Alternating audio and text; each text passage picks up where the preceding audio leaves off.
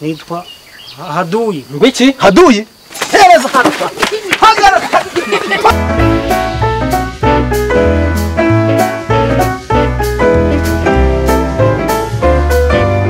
Assalamu alaikum. Alaikum assalam wa barakatuh.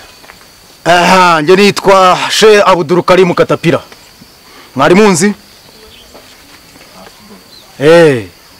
Ngira ngo uko mwabyumvise rero mu matangazo twagiye dutanga hirya no hino bababwira ko dufite akazi hano ku musigiti.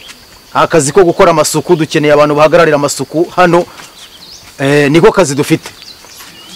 Ndagira ngo rero mujye ku murongo mwese, hanyuma turajya duhamagara umwe umwe tugira ibibazo tumubaza ahita amenya niba akazi agahawe cyangwa atagahawe.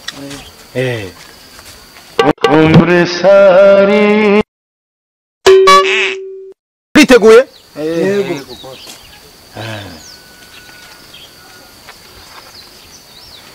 Yayosha. Sekuru ko nsuni kumvana ku murongo. Wagiye inyuma akaribwo ushaka kandi. Wakwitoza. Wagiye inyuma. Umurongo sha. Ginyuma ariko ginyuma. Ginyuma. Wowe ukutari mu murongo bimeze bite? Dore boss uyu muntu nibwaje none reba ayisanje imbere. Ibi ni ibiki koko? Genda kubwiye ngo jya ku murongo inyuma niba udashaka akazi kandi utahe. Ginyuma. Aha, twatangiye rero. Tambuka. Ndakubaza ikibazo kimwe usubiza. Witwa nde? Joseph. Witwa Joseph? Nta kazi uhawe. Komeza. Wa kabiri ninde? Witwa nde? Banyita Karamagi. Karamagi? Nawe nta kazi tuguhaye. Witwa nde wowe? Nitwa Hassan. Nitwa Hassan. Hassan. Akazi uragahawe, hagarara hangaha. Mukanya turaguha amabwiriza n'amategeko agenga ako kazi. Wow! Wewe wasigaye wahoze uri gutera amahane. Ngo witwa nde? Wewe wahoze uri gusakuza utera amahane. Uriya mushehe bari babiri bambira bimyakazi kubera ko batabavuza amazina atangizwa n'inyuguti itari ha. Muri Joseph n'ubu ni Karamagi. Ariko bivuze ngo yitwa Hassan amuhaye akazi. Reka none nshaka izina ryihuse itangirwa n'inyuguti ya ha. Inama niyo. Nitwa Haduyi. Ngwiki? Haduyi? Nitwa Haramu. Toka shaitani ha.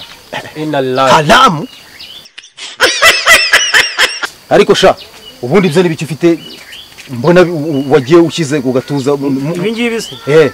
Nyine n'ubukangurambaga turimo bwo gushishikariza abantu korora amatungo magufiya kugira ngo bikure mu bukene. Oh my god!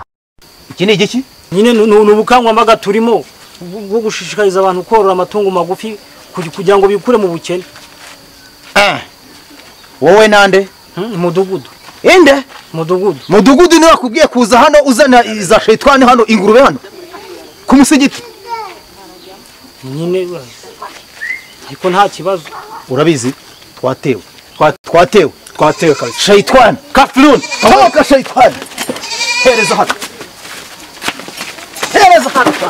Hagara.